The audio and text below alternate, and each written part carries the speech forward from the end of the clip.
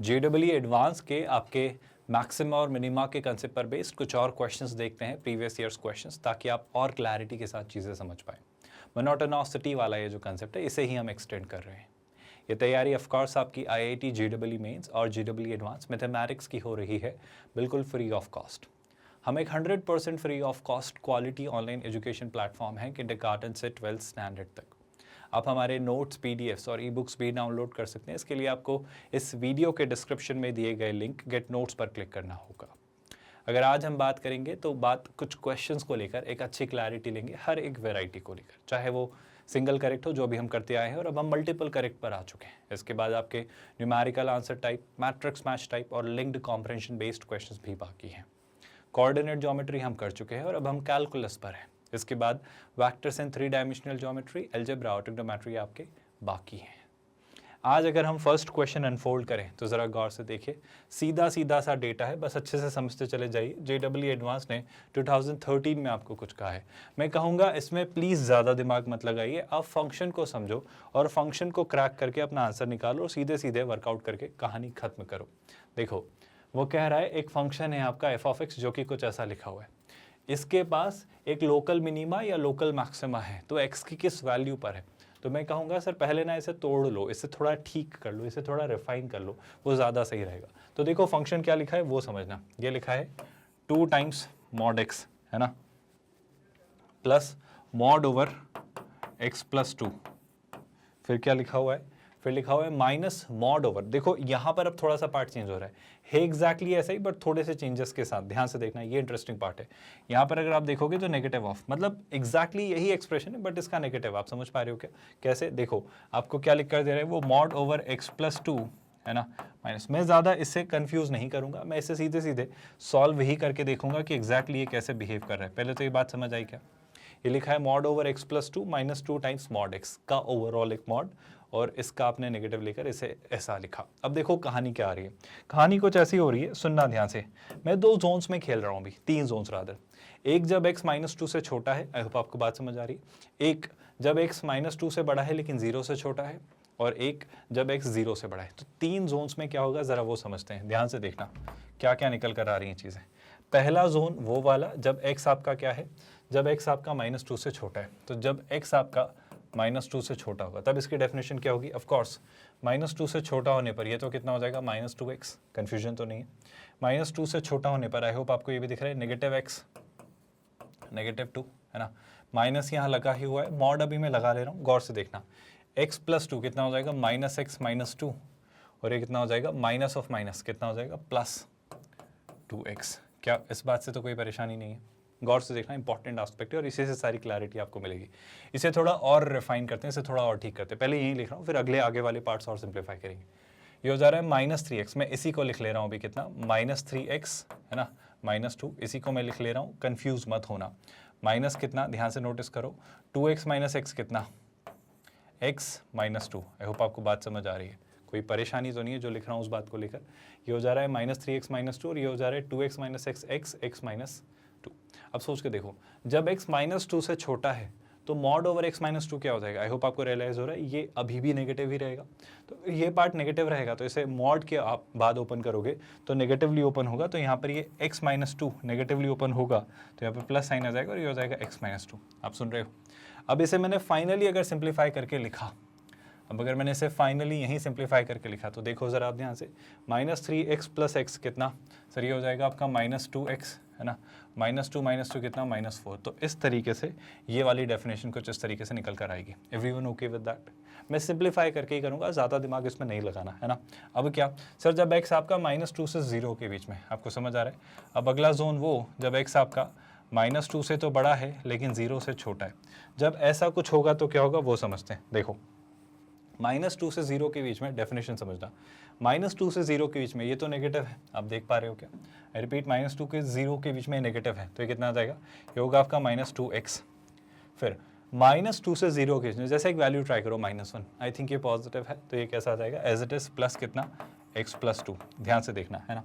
यहाँ पर देखा तो एक बड़ा वाला जो बाहर वाला मॉड है उसे तो मैं नहीं छेड़ रहा, उसे मैं लगा रहने देता हूँ। x प्लस 2 आपकी पॉजिटिव एंटिटी होगी तो इसे तो मैंने x प्लस 2 लिखा, लेकिन ऑफकोर्स ये आपका नेगेटिव होगा तो ये हो जाएगा नेगेटिव ऑफ नेगेटिव, यानी कितना, plus 2x। Everyone with me so far? कोई डाउट तो नहीं है, कोई परेशानी तो नहीं? अब इसे देखो ज़रा सिंप्लीफाई करते हैं, -2x + x + 2 है ना, इसको मैं एक साथ ही कर लूँगा। पहले मैं इस वाले अंदर वाले पार्ट को देख रहा हूँ, ये कितना लिखा है? ये लिखा है 3x + 2, ये कितना लिखा हुआ है? This is written as 3x + 2। अब फिर से वही बात, देखो इसके लिए ट्रांजिशन पॉइंट कौन सा है? यहाँ पर थोड़ा सा खेल होगा, ज़रा ध्यान से देखना। 3x + 2 आपको थोड़ा सा चीज़ें घुमा कर देगा, क्योंकि इसमें दो जोन्स में ये वापस डिवाइड होगा। घबराना मत, बस ध्यान से सुनना। इसको तो मैं क्या लिख ले रहा हूँ, -2x + x कितना? -x, तो ये हो जाएगा -x + 2 है ना। तो यहाँ पर कुछ नहीं है, ये तो लिखा हुआ है -x + 2, लेकिन मुझे इसे फिर से तोड़ना है। क्यों तोड़ना है वो समझना। x आपका कितना आएगा? अगर ये लिखा है 3x + 2 तो x आपका आएगा -2/3। आप समझ पा रहे हो? ये वो ट्रांजिशन पॉइंट है। अच्छा ये बताओ, -2/3 अप्रॉक्सीमेटली कितना होता है? सर -2/3 अप्रॉक्सीमेटली 0.66 के आसपास कुछ, और वो बिल्कुल इसके बीच में होता है। तो मुझे अब इसको फिर दो जोन्स में डिवाइड करना है। कौन से दो जोन्स? अब ये डेफिनेशन दो पार्ट्स में ब्रेक होगी। कैसे? एक बार तो आप -2 से कहाँ तक हो? -2/3 तक, और एक बार आप -2/3 से 0 तक हो। आप सुन रहे हो क्या? तो मैं फिर से लिखता हूँ, एक बार x कहाँ तक है? यहाँ पर -2 से -2/3 तक, और एक बार x की डेफिनेशन क्या ले लूँगा मैं? -2/3 से कहाँ तक? 0 तक। कोई कन्फ्यूजन तो नहीं है जो मैं कह रहा हूँ उस बात को लेकर? आई होप आप कंफर्टेबली सोच पा रहे हो जो मैं एग्जैक्टली बोलना है, समझाना चाह रहा हूँ, है ना। तो ये ऐसा मैंने ले लिया, 0 का इक्वल अगले वाले पार्ट में।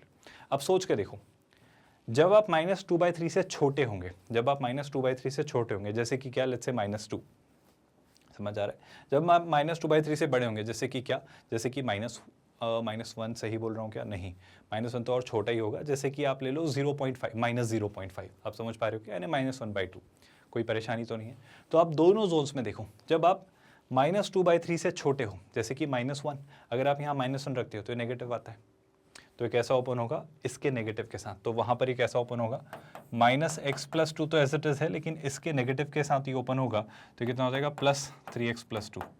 लेकिन जब x -2/3 से बड़ा है, जब x -2/3 से बड़ा है, जैसे कि -1/2, आप यहाँ रखो -1/2, -1/2 रखा तो कितना? -3/2। 2 में से 3/2 सब्ट्रैक्ट किया तो 1/2, तो ये पॉजिटिव है, तो ये एज इट इज़ ओपन हो जाएगा, यानी कि क्या? नेगेटिव ऑफ 3x + 2 का नेगेटिव। तो ये कुछ ऐसा निकल कर आएगा। डेफिनेशन समझ आ रही है हम कैसे चेंज कर रहे हैं? कोई परेशानी, कोई डाउट, कोई हेजिटेशन तो नहीं है चीज़ों को लेकर? अब अगर सिंप्लीफाई किया जाए तो देखो ज़रा ध्यान से, सर 3x - x कितना? 2x, तो ये हो जाएगा 2x + 4। तो यहाँ डेफिनेशन क्या होगी? This will be 2x + 4। तो ये मैं लिख देता हूँ कितना? This will be 2x + 4। ज़रा यहाँ देख लेते हैं। सर अगर यहाँ देखोगे तो 2 से 2 कैंसिल, सो -3x - x कितना? -4x। So this is going to be -4x। So सच कहूँ तो मैक्सिमा मिनिमा से ज़्यादा ये मॉड्यूलस को सॉल्व करने और ग्राफ ड्रॉ करके, ट्रांसफॉर्मेशन ऑफ ग्राफ या जैसा भी एक नॉर्मल सा ग्राफ ड्रॉ करके आप स्ट्रेट, मतलब मैक्सिमा और मिनिमा पर बेस्ड क्वेश्चन है। अच्छा, अब फाइनली मैं उस पार्ट पे आ रहा हूँ जब x जो है सर वो आपका 0 या 0 से बड़ा है। अब x पॉजिटिव है, देखो जब x पॉजिटिव है तो ये भी पॉजिटिव, ये भी पॉजिटिव, ये भी पॉजिटिव, ये भी पॉजिटिव, ये सबसे अच्छा जोन है ना। तब क्या होगा? तब होगा 2x + x + 2, है ना। मॉड लगा रहने दो, अभी यहाँ पर क्या आ जाएगा? x + 2 माइनस कितना? 2x। गौर से देखना, यहाँ पर फिर से थोड़ा सा गड़बड़ हो सकता है, समझेंगे जो होना होगा, पर देखो ज़रा ध्यान से। 2x + x कितना? 3x + 2 माइनस ये कितना आ जा रहा है? ये आपका आ रहा है -x + 2, या आप इसे लिख लें 2 - x। तो जस्ट थोड़ा सा एक फ़र्क और ये आ रहा है कि अभी एक और क्रिटिकल पॉइंट आ रहा है। सर जब x आपका 0 से 2 के बीच में है, आई रिपीट, जब x आपका कहाँ से कहाँ तक है? 0 से 2 के बीच में है, और जब x आपका 2 से बड़ा है, तो दो डेफिनेशंस और बनेंगी। आपको समझ आ रहा है क्यों ऐसा हो रहा है? कोई डाउट तो नहीं? अब ऑफकोर्स जब x आपका 0 से 2 के बीच में, जैसे कि 1, तो आपने 1 रखा तो क्लियर सी बात है यहाँ पर वो पॉजिटिव है। लेकिन जब x आपका 2 से बड़ा है, 2 से बड़ा है तो ये नेगेटिव है। आई होप आप समझ पा रहे हो, क्योंकि -x है। Everyone getting that? तो जब x आपका 0 से 2 के बीच में है तो ये पॉजिटिव है, तो एज इट इज ओपन हो जाएगा, जो कि क्या होगा? 3x + 2 कितना? -2 + x। लेकिन जब x आपका 2 से बड़ा है तो नेगेटिवली ओपन होगा, तो नेगेटिव नेगेटिव पॉजिटिव, तो उस केस में क्या होगा? उस केस में होगा 3x + 2 और कितना?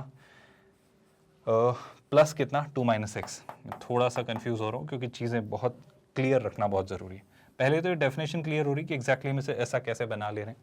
अब अगर देखा जाए तो 3x + x कितना? 4x और 0, तो कितना बचेगा? ये आपका बचेगा सिर्फ 4x।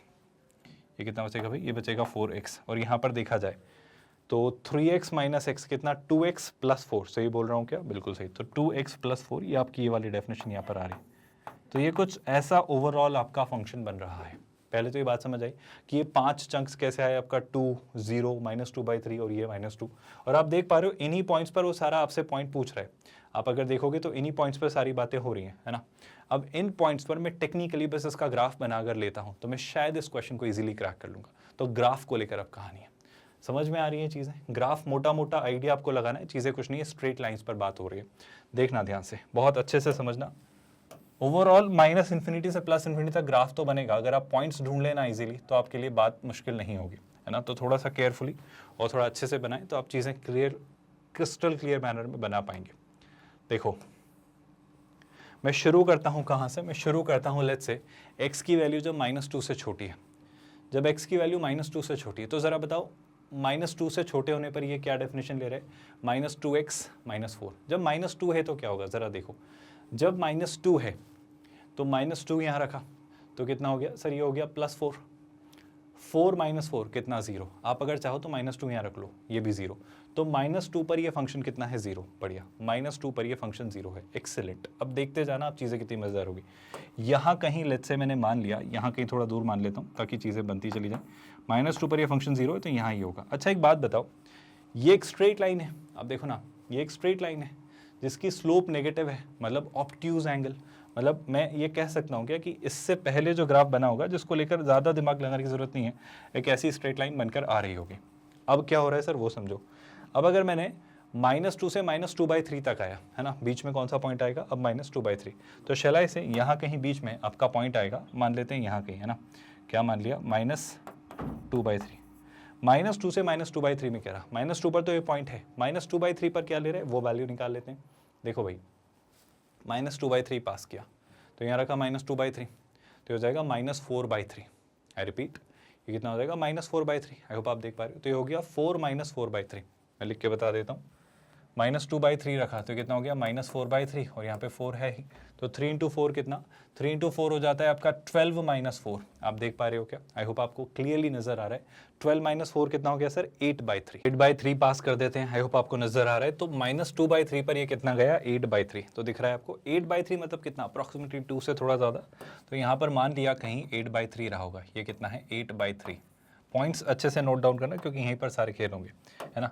तो -2/3 पर 8/3 मतलब ये एक पॉइंट रहा जो कि आपका इस तरीके से चला, तो यहाँ पर आया। आई होप आपको नजर आ रहा है कि कैसे हम मैक्सिमा और मिनिमा समझ रहे हैं।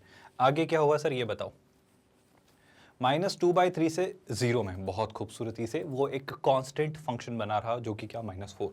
तो -2/3 से 0 तक वो क्या बना रहा -4।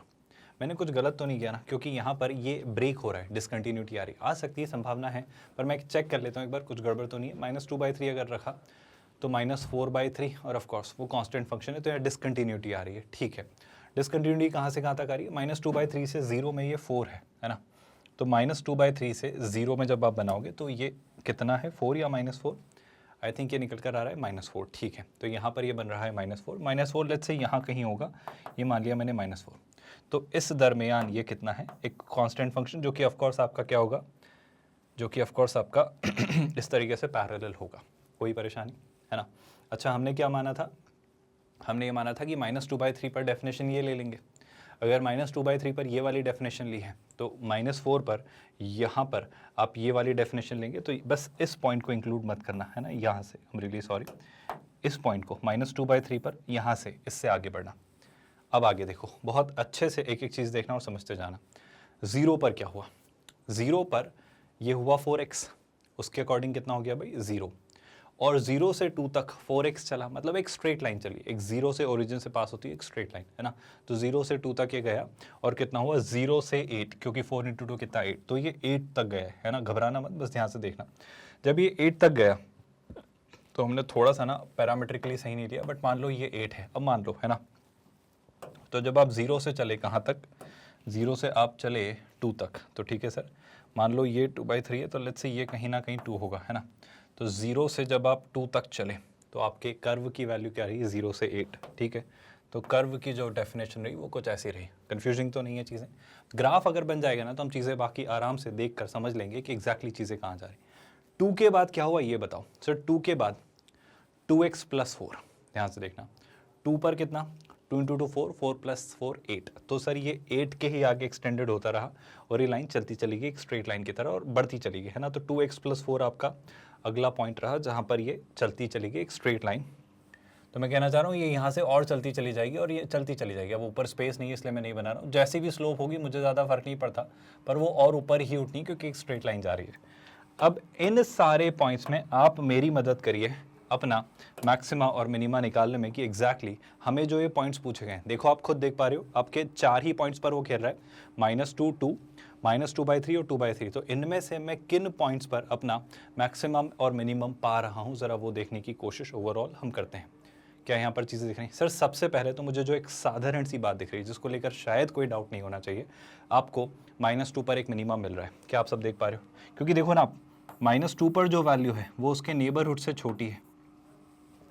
-2 पर जो वैल्यू है वो उसके नेबरहुड से छोटी है। तो शलाई से ये आपका क्या रहा? ये आपका एक मिनिमा रहा। तो इस पॉइंट पर आपको मिनिमा मिलना है। आप समझ रहे हो क्या? अच्छा, -2/3 पर देखा तो सर -2/3 पर ये जो वैल्यू है ये इसके नेबरहुड से यहाँ से बड़ी है और इसके नेबरहुड से इससे भी बड़ी, आप देख पा रहे हो ना, इससे ये बड़ा है और इससे भी ये बड़ा है। तो शलाई से -2/3 पर एक मुझे लोकल मैक्सिमा मिल रहा है, तो ये भी एक कंसिडरेबल पॉइंट है। Shall I include zero? I think sir zero में एक समस्या है। जीरो में समस्या क्या है? जीरो पर जो वैल्यू है ना, जीरो पर जो वैल्यू है वो इससे तो छोटी है लेकिन इससे बड़ी है। सर जीरो पर जो वैल्यू हो वो दोनों से छोटी हो या दोनों से बड़ी हो तो चलता है, वो एक से छोटी और एक से बड़ी, तो जीरो हमारा पॉइंट ऑफ कंसिडरेशन नहीं है। जीरो के बाद अगर मैं 2/3 पर गया, सवाल ही नहीं उठता। 2 पर भी देखा तो 2 पर ये वैल्यू रही सर, ये वैल्यू इससे तो बड़ी है और इससे छोटी है, तो ये वैल्यू लोकल मैक्सिमा है, लोकल मिनिमा नहीं। दिख ही रहा है ना, बीच में कहीं है, तो वो मिनिमा या मैक्सिमा दोनों ही नहीं है। तो मुझे 2 पॉइंट्स मिले, कौन कौन? -2 और -2/3। देखो डिसकंटिन्यूस हो रहा है, आप इन सारी कहानियों से दूर रहो। आप तो बस ऐसे देखो कि क्या आपको ये 2 पॉइंट्स मिले, मेरे ख्याल से मिल गए, तो मैं कहूँगा ऑप्शन ए और ऑप्शन बी आंसर होंगे। इसमें और भी कई तरीकों से आप सोच सकते हो, चीज़ें लगा सकते हो, पर मैं कहूँगा थोड़ी सी मेहनत कर लो, ग्राफ ड्रॉ कर लो। आपको पता है मैक्सिमा और मिनिमा देखते, बस वैसे अपना दिमाग लगा कर आंसर निकालो। आगे बढ़ते हैं नेक्स्ट क्वेश्चन पर। JEE एडवांस 2014 में एक क्वेश्चन पूछ रहा है, क्या लिख रहा है वो समझो। For every pair of continuous functions, है ना, FG जो कि 0 से 1 में R में डिफाइंड है। अब कुछ कारण से उसने ऐसा कहा होगा, F और G दोनों फंक्शंस हैं जो 0 से 1 डोमेन है से R को डोमेन में डिफाइंड है, such that maximum of f of x जो है वो x की वैल्यू 0 से 1 के बीच में मिल जाता है, और जो वो वैल्यू है वो maximum of g of x के इक्वल है। जो f ऑफ x और g ऑफ x का मैक्सिमा है, x की वैल्यू ऑफ कोर्स 0 से 1 के बीच में, वो इक्वल है। तो कह रहा है द करेक्ट स्टेटमेंट इज और आर। तो सर ये तो कुछ बहुत ही अजीबोगरीब बात होगी। इसको कैसे सोचेंगे कि जो option A B C D में हमसे एक्सप्रेशंस पूछ रहा है, ओवरऑल ये कहानी कैसे निकालेंगे, और इसमें तो बहुत अजीबोगरीब सिनेरियो बन रहा है। मेरा कहना है थोड़ा पेशेंस के साथ सोचो और देखो, इस तक मुझे पहुंचना है, बिल्कुल पहुंचना है। तो मैं शुरुआत यहीं से करता हूँ। मुझे एक इंपॉर्टेंट सा एस्पेक्ट दिया है कि दोनों का मैक्सिमा सेम है ना। इसका मतलब क्या है वो समझने की कोशिश करना। मैं ऐसा मान लेता हूँ कि 2 वैल्यूज़ रही होंगी x की, ऑफकोर्स कुछ ना कुछ वैल्यू रही होंगी x की, कोई ना कोई वैल्यू, और उन वैल्यूज़ पर अगर आपने मैक्सिमा अटेन किया है, किसका? एक वैल्यू पर मैंने f का मैक्सिमा अटेन किया है और एक किसी वैल्यू पर मैंने g का मैक्सिमा अटेन किया है। जैसे मान लो एक वैल्यू में मान लेता हूँ x1 और एक वैल्यू में मान लेता हूँ x2। x1 पर जो f ऑफ x की वैल्यू है वो f ऑफ x की मैक्सिमम वैल्यू है, x2 पर जो g ऑफ x की वैल्यू है वो g ऑफ x की मैक्सिमम वैल्यू है। आई होप आप मेरी बात समझ पा रहे हो।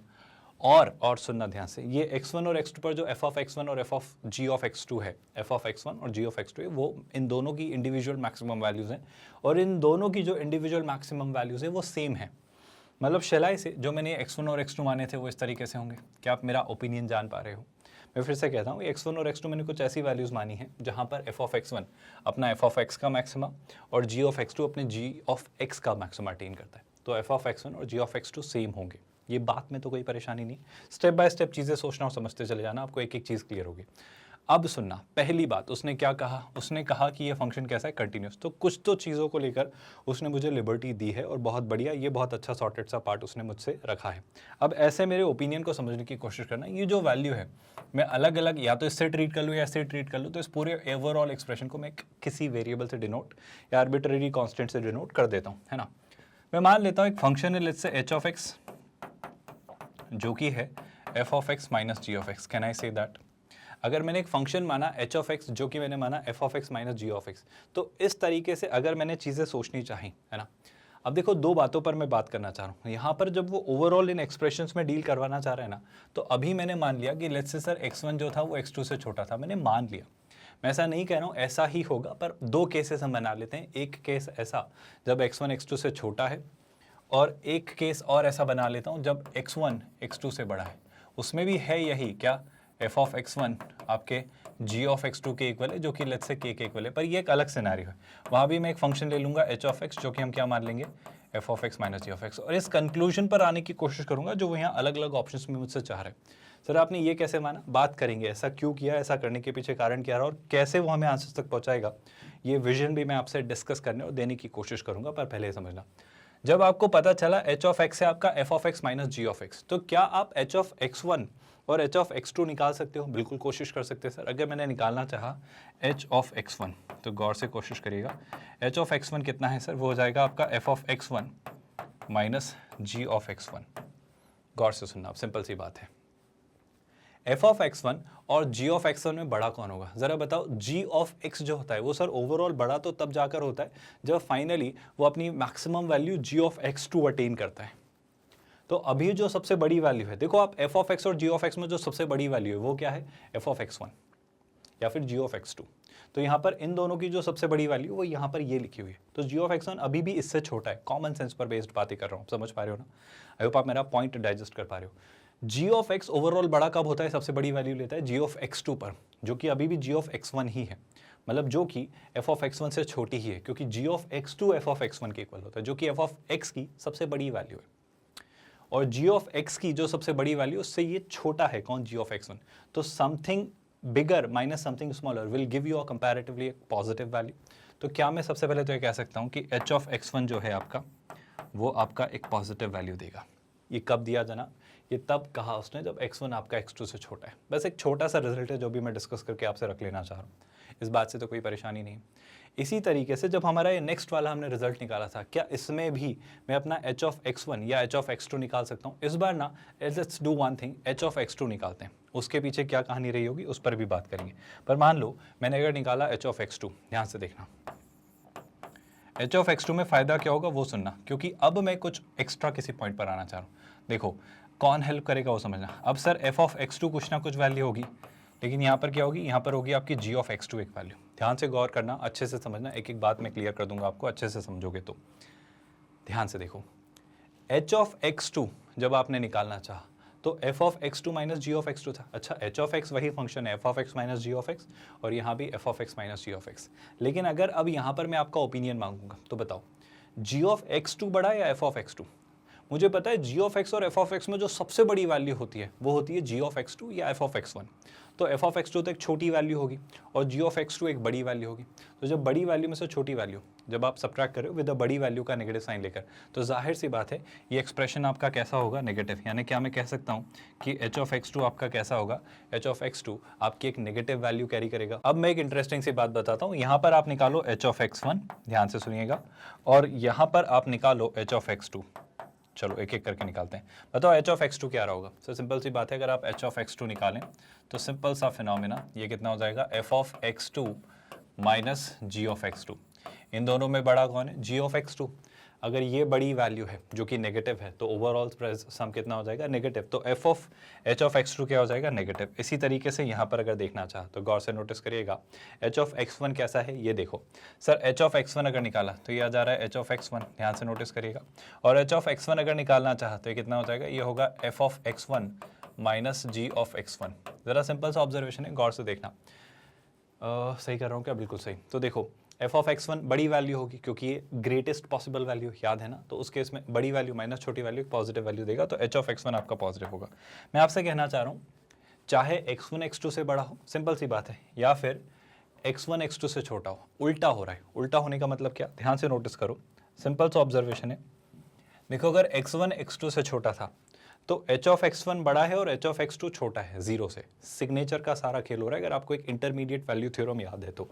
और देखो यहाँ पर x1 x2 से बड़ा है तो h ऑफ x1 जो है आपका वो पॉजिटिव है और h ऑफ x2 आपका नेगेटिव है। कुछ समझ पा रहे हो आप? सिंपल सा ऑब्जर्वेशन, चाहे कुछ भी हो मुझे ये पता चल रहा है। देखो यहाँ से अगर कॉमन सेंस निकालूं तो x1 और x2 दो वैल्यू है, मैंने x1 और x2 दो वैल्यू ली, ये मान लिया x1 और ये मान लिया x2। अब आपका एच ऑफ एक्स वन क्या आ रहा है, h of x one positive आ रहा है और एच ऑफ एक्स टू क्या आ रहा है, नेगेटिव आ रहा है। अगर एफ ऑफ एक्स और जी ऑफ एक्स आपके कंटिन्यूस फंक्शन थे तो एच ऑफ एक्स भी आपका कंटिन्यूस फंक्शन होगा, आपको दिख रहा है ना, एच ऑफ एक्स भी आपका कंटिन्यूस फंक्शन होगा। और x1 से x2 में अगर वो पॉजिटिव से नेगेटिव हो रहा है, मतलब एक बार वो x एक्सिस को इंटरसेप्ट कर रहा है। यहाँ पर देख लो, यहाँ पर आपके पास x1 और x2 है, वही कॉमन सेंस वाली बात है ना। यहाँ पर भी आपके पास x1 और x2 है। x1 पर क्या है, x1 पर वो पॉजिटिव है, सुन रहे हो आप लोग, और x2 पर क्या है, वो नेगेटिव है। आई होप आपको बात समझ आ रही। तो जाहिर सी बात है सर, दोनों ही सिनेरियो में, in either of the case, यहाँ पे ऑफ कोर्स x1 बड़ा था x2 से, तो ये कोई फर्क नहीं पड़ रहा है इस बात से। बट फिर भी मैं जो कहना चाह रहा हूँ वो समझो, वो प्लीज समझो कि ओवरऑल x1 और x2 चाहे कैसे भी हो, उनके बीच में चाहे x1 बड़ा हो x2 से, x2 बड़ा हो x1 से, दो वैल्यूज मैंने रैंडम कोई सी भी ली, तो मुझे ये पता चल रहा है x2 ऑफ कोर्स क्या है, यहाँ पर ये याद रखना, x2 ऑफ कोर्स आपकी वो वैल्यू है जिस पर आपका मैक्सिमम वैल्यू देता है g, या x1 वो वैल्यू है जिस पर आपको मैक्सिमम वैल्यू देता है f। तो जिन पर ये मैक्सिमम हो रहे हैं, कौन कौन, f और g रिस्पेक्टिवली, जिन पर मैक्सिमम हो रहे हैं, उन दोनों पॉइंट्स के बीच में मुझे नहीं पता कि x1 x2 के बाद आ रहा है या x2 x1 के पहले आ रहा है। मतलब मैं कहना चाह रहा हूँ, मुझे नहीं पता कि f वाला जो ये x है जिस पर ये बड़ा हो रहा है वो इससे बड़ा है या छोटा, मुझे नहीं पता। पर मुझे ये पता है कि उस x1 और x2 के बीच में, उन दोनों में कोई भी बड़ा हो, मुझे नहीं पता, पर उन दोनों के बीच में h ऑफ x एक बार 0 हो रहा है। मैं जो कंक्लूजन देना चाह रहा हूँ वो प्लीज़ ध्यान से समझना। मुझे ये पता चला h ऑफ x जो कि क्या है आपका f of x minus g of x, है ना, ये 0 होता है ना।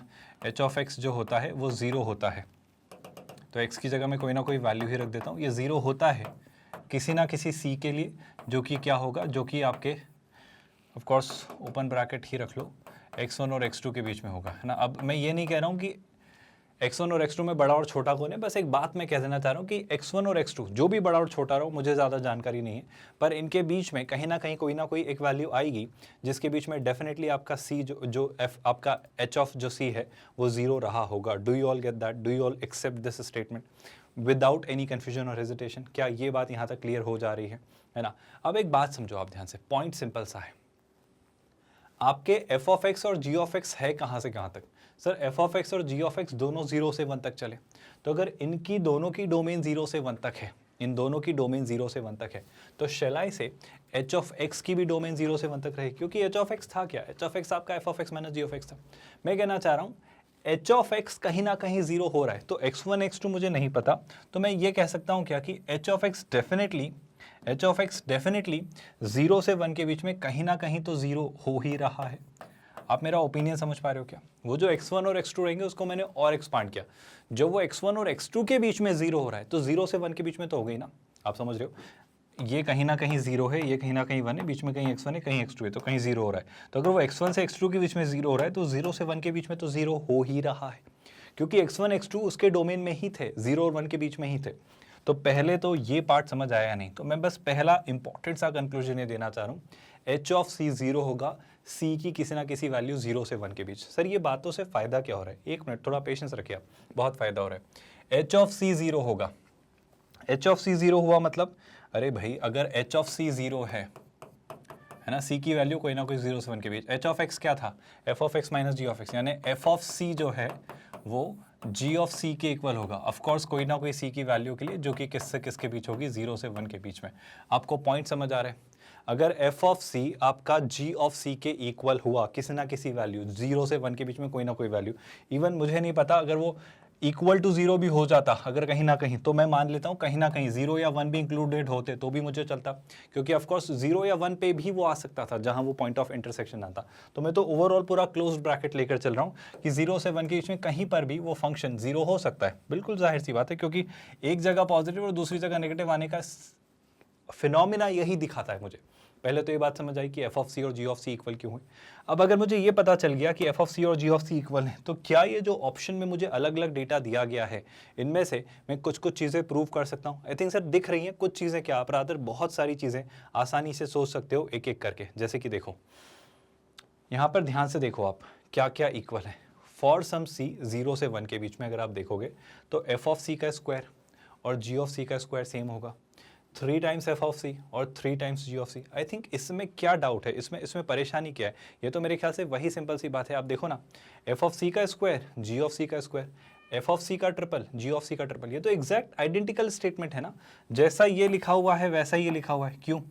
क्योंकि आपका एफ ऑफ सी क्या रहा सर, आपने ये जाना कि कोई ना कोई एक ऐसी वैल्यू थी 0 से 1 के बीच में ऑफ कोर्स, जिस पर एफ ऑफ सी और जी ऑफ सी इक्वल हैं। जैसे मैं इसे कह लेता हूँ जैसे थोड़ी देर के लिए लैम्डा।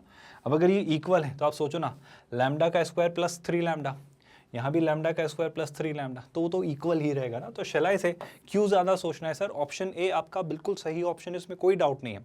ऑप्शन बी देखो, ऑप्शन बी में क्या परेशानी है वो समझो।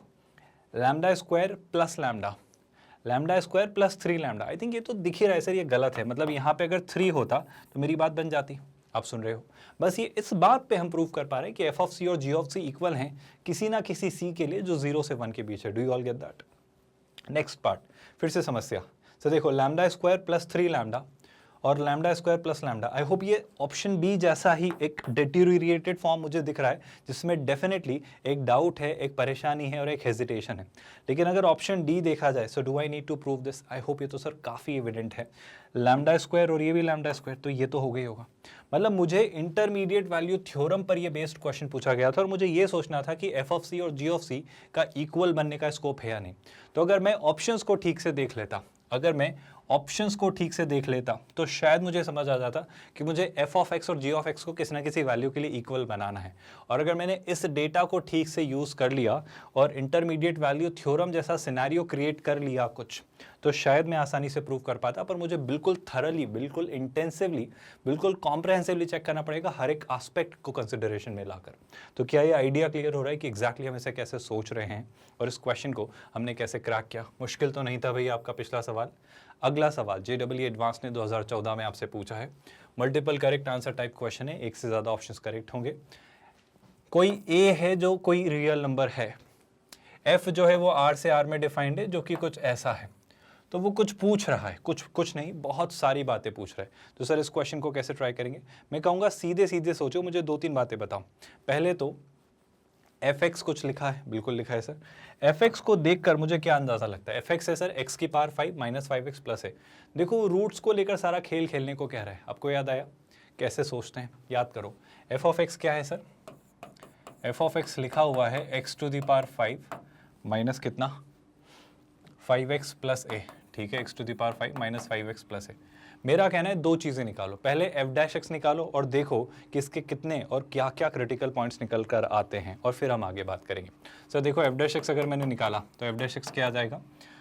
5x to the power 4 minus 5। आप समझ पा रहे हो? मतलब देख के घबरा मत जाया करो कि सर पावर 5 है तो कैसे सॉल्व करेंगे, कुछ ना कुछ निकल कर आएगा, आप छोड़ दो उसको। a का डेरिवेटिव 0।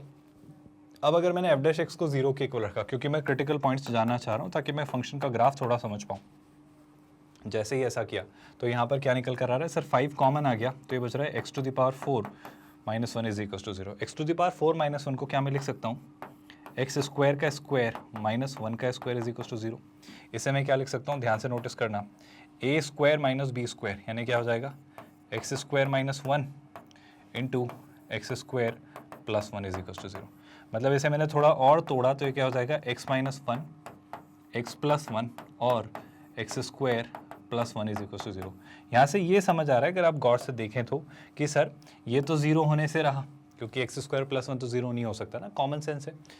आई होप में मुझे प्रूव करने की जरूरत नहीं है। तो मुझे दो रूट्स मिल रहे हैं -1 और +1, है ना। मुझे दो क्रिटिकल पॉइंट्स मिल रहे हैं -1 और +1। तो f' जो 0 हो रहा है इन दो वैल्यूज़ पर हो रहा है। मैं थोड़ा f' का नेचर जानने में इंटरेस्टेड हूँ।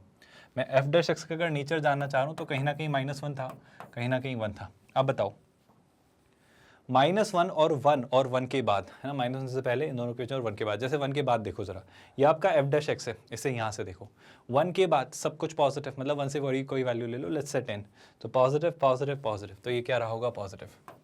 -1 और 1 के बीच में लेट्स से ट्राई की वैल्यू 0, दिख ही रहा होगा, नेगेटिव आएगा, बट फिर भी नेगेटिव पॉजिटिव पॉजिटिव, तो ओवरऑल नेगेटिव। -1 से छोटा अगर आप रखेंगे तो फिर से आप समझो ये तो पॉजिटिव रहेगा, पर ये और ये नेगेटिव रहेंगे, और उस वजह से वापस आपका क्या हो जाएगा? पॉजिटिव। आपको कुछ पॉइंट समझ आ रहा है? मैंने f' को प्रेडिक्ट किया कि f' कब इंक्रीजिंग है, कब डिक्रीजिंग है और कब इंक्रीजिंग है। आप समझ पा रहे हो? इंक्रीज हुआ, डिक्रीज हुआ और फिर इंक्रीज हुआ। तो क्या आप फिगर आउट कर पा रहे हो कि एफ ऑफ एक्स के मुझे कहाँ पर मैक्सिमा और मिनिमा मिल रहे हैं? शायद मुझे एफ डबल डैश एक्स निकाल कर प्रूव करने की जरूरत नहीं कि कहाँ मैक्सिमा और कहाँ मिनिमा होगा। अगर आपको फिर भी क्लैरिटी चाहिए तो आप निकाल लो, है ना। अगर आपको संतोष चाहिए, संतोष मतलब सेटिस्फैक्शन, आप जीवन में खुश रहना चाहते हैं कि नहीं, आप तो अश्योरेंस दो, तो एफ डैश एक्स ये था, एफ डबल डैश एक्स क्या होगा, 5 × 4 20, so this will be 20x³ mind everyone. अब आप खुद सोच के देखो, जब आप 1 रखोगे, जब आप 1 रखोगे तो ये पॉजिटिव आएगा, और -1 रखोगे तो नेगेटिव आएगा। तो 1 जब आप रखोगे तो पॉजिटिव आएगा, मतलब मिनिमा होगा, और -1 रखोगे तो नेगेटिव आएगा, मतलब उस पर मैक्सिमा होगा। क्या आपको बात समझ आई? तो -1 पर मैक्सिमा और 1 पर मिनिमा आना तय है। क्या आपको ये ऑब्जर्वेशन समझ आ रहा है? कोई डाउट, कोई परेशानी? अब सिंपल सा ऑब्जर्वेशन सुनने की कोशिश करना और ये बात समझने की कोशिश करना कि मुझे फाइनली क्या निकालने हैं, इसके क्रिटिकल पॉइंट्स। क्रिटिकल पॉइंट नहीं, उसके पॉइंट ऑफ इंटरसेक्शन जो एक्स एक्सिस पर वो इंटरसेक्ट कर रहा है, ताकि मैं फाइनली ये बात सोच पाऊँ कि एग्जैक्टली कितने रूट्स निकल कर आएंगे अपने इस एक्सप्रेशन के। तो ध्यान से देखना, मेरे लिए जो मैटर ऑफ कंसर्न है वो क्या है। सुनो, अगर मैं एफ ऑफ -1 और एफ ऑफ 1 निकाल पाऊँ, सुनना ध्यान से, पूरा क्रक्स यहीं पर छुपा हुआ है। अगर मैं एफ ऑफ -1 और एफ ऑफ 1 निकाल पाऊँ, बताओ एफ ऑफ 1 कितना होगा? सर एफ ऑफ 1 अगर आपने निकाला तो 1 और 1 है ना, तो 1 और 1 कितना, 1 - 5 - 4, तो ये हो जाएगा a - 4। तो एफ ऑफ 1 कितना आ रहा है, a - 4। गौर से सुनिएगा।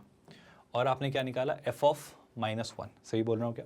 तो -1 रखा तो -1, और ये -5, सही बोल रहा हूँ ना, -5 और -1 तो कितना हो गया, रियली सॉरी, उल्टा बोला है मैंने, वही ना, ये +5 होगा ना, क्योंकि -1 आपने रखा है, तो +5 - 1 ये हो जा रहा है 4, तो ये कितना हो रहा है, ये हो रहा है a + 4।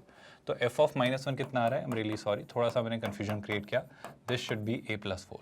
अब कहना क्या चाह रहे हो सर आप? मैं कहना चाह रहा हूँ, आप थोड़ा ध्यान से सोचो, आपको अगर number of roots figure out करने हैं तो सारा डेटा कैसे वेरी करेगा वो समझना।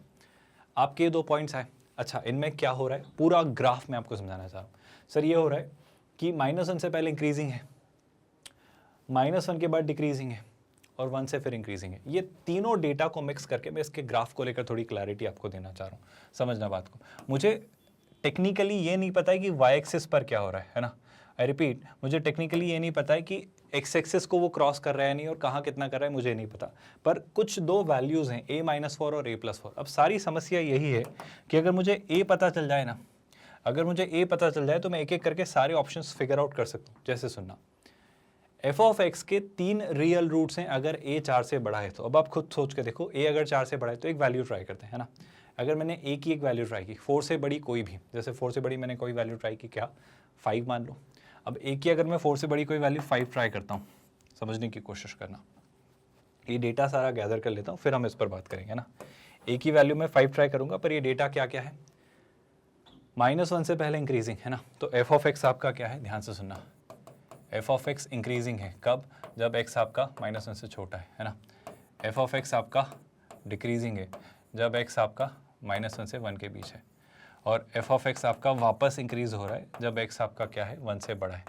ये कुछ डेटा है मेरे पास, मैं ये सारी इन्फॉर्मेशन क्लब करके देखूंगा कि एक्स एक्सिस पर इंटरसेक्शन का स्कोप बन रहा है नहीं। तो एक एक करके चारों ऑप्शंस ट्राई करते हैं। पहला ऑप्शन क्या लिखा है, आई एम रियली सॉरी, आपके पास ओवरऑल आप बात देखो, वो बात नहीं घुमा रहा है, ए को घुमा के देख रहा है, वो 4 से -4 के बीच में अगर आप चीज़ें नोटिस करो तो एक एक करके ट्राई कर लेते हैं और समझ लेते हैं। अगर ए 4 से बड़ा हुआ तो समस्या क्या आएगी वो देखो। सर अगर ए 4 से बड़ा हुआ, इट्स लाइक अगर ए 4 से बड़ा हुआ, जैसे मान लिया 5 है ना, 5 अगर रखा तो एफ ऑफ 1 कितना आ जाएगा, एफ ऑफ 1 आपका आ जाएगा कितना, ध्यान से देखना, यहाँ पर लेट्स से -1 है और यहाँ पर कितना है 1। अब नोटिस करना, 5 रखा ना, तो 5 + 4 कितना 9, सही बोल रहा हूँ क्या, क्योंकि एफ ऑफ -1 कितना है आपका a + 4 है ना। तो 5 + 4 रखा तो कितना आ जाएगा 9, यहाँ पर आ जाएगा। और जब आपने एफ ऑफ 1 निकाला तो 5 - 4 कितना 1। तो आपको समझ आ रहा है कि जैसे ही a 4 से बड़ा होना शुरू हुआ, वैसे खुद दिख रहा है कि ये दोनों वैल्यूज़ का प्रोडक्ट ना नेगेटिव होना चाहिए, क्योंकि तभी जाकर एक्स एक्सिस इंटरसेक्ट करेगा, क्योंकि एक पॉजिटिव और एक नेगेटिव रहनी चाहिए। आई होप आपको रीज़न समझ आ रहा है। तो मुझे दिख रहा है -4 से 4 के बीच में ही बात बनेगी। तो मैं ये कह सकता हूँ कि सर 4 से बड़ा है, -4 से छोटा होने पर समस्या आएगी। मैं दिखा भी रहा हूँ, ये बात हमने क्यूबिक इक्वेशन में भी डिस्कस की है। तो पहला रीज़न समझ आ रहा है कि सर आपका कर्व भले ही -1 से पहले इंक्रीजिंग रहा हो, -1 से 1 में डिक्रीजिंग रहा हो, और 1 के बाद वापस इंक्रीजिंग रहा हो, तो मुझे एक ही रियल रूट दिख रहा है अगर आप समझ पाओ तो। आप मेरा पॉइंट समझ पाए क्या? क्योंकि माइनस इन्फिनिटी से प्लस इन्फिनिटी तक जा रहा है तो एक ही बार इंटरसेक्ट कर रहा है, तो ये तो चांस नहीं है। इसी बेसिस पर, यही कॉमन सेंस यूज़ करके, आई होप आपको दिख रहा है ऑप्शन ए गलत है, यही कॉमन सेंस यूज़ करके क्या मैं एक और ऑप्शन देख सकता हूँ जिसे मैं डिस्कार्ड कर सकता हूँ? देखो ऑप्शन ए तो सर गलत रहा आपका, है ना। मैं इस ऑप्शन पर बात करना चाह रहा हूँ कि एफ ऑफ एक्स अगर आपका ए जो है वो -4 से छोटा हुआ तो क्या समस्या आएगी? आप खुद बोलोगे हाँ सर कॉमन सेंस वाली बात है। ए अगर -4 से छोटा रहा तो 3 रियल रूट का स्कोप नहीं बनेगा। आप खुद सोचो, मैं आपको समझाने की कोशिश करता हूँ, लेके देख लो। -4 से छोटी कोई वैल्यू लेकर देखो, जैसे कि ए की वैल्यू में क्या ले लेता हूँ, लेट्स से -6, कुछ भी ले लो ना चलेगा। तो एफ ऑफ 1 कितना आएगा? ध्यान से देखना, यहाँ पर -1 होगा और यहाँ पर क्या होगा? 1 होगा। बताओ एफ ऑफ 1 कितना आएगा? एफ ऑफ 1 आएगा आपका -6 -4 कितना? -10। तो यहाँ कहीं होगा लेट्स से कितना? -10। कोई परेशानी तो नहीं है, कोई इशू? अच्छा, एफ ऑफ -1 कितना आएगा? -6 + 4 कितना? -2। तो यहाँ कहीं होगा -2। आपको समस्या नज़र आ गई क्या? समस्या नज़र आनी चाहिए, क्योंकि भाई देखो फिर से -1 से पहले इंक्रीजिंग, -1 से 1 तक डिक्रीजिंग और 1 के बाद फिर से इंक्रीजिंग। तो एक बार एक्स एक्सिस को इंटरसेक्ट करेगा सर, ये 2 बार यहाँ पर और यहाँ पर कहीं ना कहीं स्कोप बनता, पर वो बना ही नहीं क्योंकि ये ऊपर नहीं था एक्स एक्सिस के। आपको रियलाइज हो रहा है क्यूबिक इक्वेशन के ही लेक्चर का रिविजन है, बट पावर 5 में दे के रखा था उसने, पर पावर 5 की इक्वेशन को उसने इतना सुलझा के रखा था कि आपको ज़्यादा कन्फ्यूजन वो क्रिएट करके ना दे। तो मेरा कहना है ऑप्शन ए और ऑप्शन सी तो गलत है। क्या ये बात आपको समझ आई? अच्छा, जब आपने चेक किया था तो शायद ऑप्शन बी अपने आप चेक हो गया। F of x has only 1 real root अगर ए 4 से बड़ा है तो। बिल्कुल ये देखा था ना हमने, जब ए 4 से बड़ा था तो आपका फंक्शन क्या हो रहा था? आपका फंक्शन इंक्रीज होकर डिक्रीज होकर इंक्रीज हुआ। लेकिन अगर ए 4 से बड़ा है तो वो उस केस में दोनों जो मैक्सिमा और मिनिमा है वो दोनों पॉजिटिव ही रहेंगे। आपको याद आई थी कहानी? उस केस में वो एक ही बार इंटरसेक्ट करेगा। तो सर 3 रियल रूट्स होने की कंडीशन क्या है? मेरा कहना है ये आप खुद जानते हो कि 3 रियल रूट्स रहने की कंडीशन क्या है। आप भूले तो नहीं हो? पहले तो बताओ, ऑप्शन बी मार्क कर दो क्या? हाँ सर, एफ ऑफ एक्स के एक ही रियल रूट होगा अगर ए 4 से बड़ा रहा। और उल्टा इसका, अगर इसकी जगह ये भी लिख देता ना वो कि इसका एक ही रियल रूट होगा अगर ए आपका -4 से छोटा रहा, तो ये भी सही होता ऑप्शन। आई होप आपको दिखाया है, डेमोन्स्ट्रेट किया है। अब ए का -4 से 4 के बीच में रहना क्यों ज़रूरी है अगर इसके 3 रियल रूट्स हों? शायद मुझे प्रूव करने की ज़रूरत नहीं, अब आप अपने कॉमन सेंस से जानते हो। मैं ये चाहूँगा कि जो इसका मैक्सिमा और मिनिमा है ना, उनका प्रोडक्ट नेगेटिव हो, कि एक एक्सिस से ऊपर हो तो दूसरा एक्स एक्सिस के नीचे हो। आप समझ पा रहे हो क्या? यानी मैं ये चाहूँगा कि a -4 इंटू a + 4 क्या हो? नेगेटिव हो। और ये तभी होगा जब a आपका, वेवी कर्व मेथड प्लीज़ आप अप्लाई करना, आप खुद कहोगे -4 से 4 के बीच। आप कॉमन सेंस लगाओ। जैसे मैं a की वैल्यू लेट्स से समझाने के लिए कुछ भी ले लेता हूँ। जैसे मैंने a की वैल्यू ले ली लेट्स से 3, है ना, -4 से 4 के बीच में 3 है। अगर आपने a की वैल्यू 3 ले ली है तो समझो बात को, ये आपका एक्स एक्सिस, यहाँ कहीं -1, यहाँ कहीं 1। अब a की वैल्यू 3 ली है जो कि -4 से 4 के बीच में है। 3 - 4 कितना? -1। तो एफ ऑफ 1 कितना आ रहा है भाई? -1, है ना, यहाँ पर आ रहा है मान लो -1। एफ ऑफ -1 कितना आ रहा है? 3 लिया तो 3 + 4 7, यहाँ कहीं आ रहा है। सर 1 से पहले इंक्रीजिंग, -1 से 1 तक decreasing, I am really sorry, -1 से पहले इंक्रीजिंग, -1 से 1 तक डिक्रीजिंग और 1 के बाद फिर इंक्रीजिंग। क्या आपको दिख रहा है? ऐसा होना तय है सर, क्योंकि एक बार यहाँ, फिर एक बार यहाँ और एक बार यहाँ, क्योंकि यहाँ गैप मिल गया ना उसको नीचे जाने का। तो एक बार उठने का तो एक्स एक्सिस को रोकेगा, काटेगा। एक बार यहाँ से पॉजिटिव से नेगेटिव होगा तो यहाँ पर एक बार इंटरसेक्ट करेगा, और एक बार फिर उठेगा क्योंकि अब नेगेटिव है तो वापस पॉजिटिव बनेगा, क्योंकि उसे प्लस इन्फिनिटी तक जाना है -इन्फिनिटी से। याद आया? क्योंकि x की पावर 5 है, कॉमन सेंस। x की पावर 5 नेगेटिव इन्फिनिटी पे नेगेटिव इन्फिनिटी की तरफ, और x की पावर 5 पॉजिटिव इन्फिनिटी पे पॉजिटिव इन्फिनिटी की तरफ जाएगा। मतलब थर्ड क्वाड्रेंट से फर्स्ट क्वाड्रेंट में ही ग्राफ जाना है, पर कैसे होकर जाएगा ये बात आपको समझ आ रही है? कि अब आप काफ़ी सारी चीज़ें क्लैरिटी के साथ सोच पा रहे हो कि एग्जैक्टली हमें किस तरीके से क्वेश्चंस दिए जाएंगे और हमें उन्हें कैसे सोचना है अपनी इस एग्ज़ाम की प्रिपरेशन में जो कि हो रही है आपके लिए IIT JEE मेंस और JEE एडवांस मैथमेटिक्स की। बिल्कुल फ्री ऑफ कॉस्ट हम करवा रहे हैं चीज़ें, और 100% free of cost quality online education वाला हमारा ये प्लेटफॉर्म है। आप हमारे नोट्स, PDFs और ई-बुक्स भी डाउनलोड कर सकते हैं। इसके लिए आपको इस वीडियो के डिस्क्रिप्शन में दिए गए लिंक गेट नोट्स पर क्लिक करना होगा। कोई परेशानी हो तो बिल्कुल लिखिए कमेंट में। With that let's call it today here. Thank you so much for watching this video.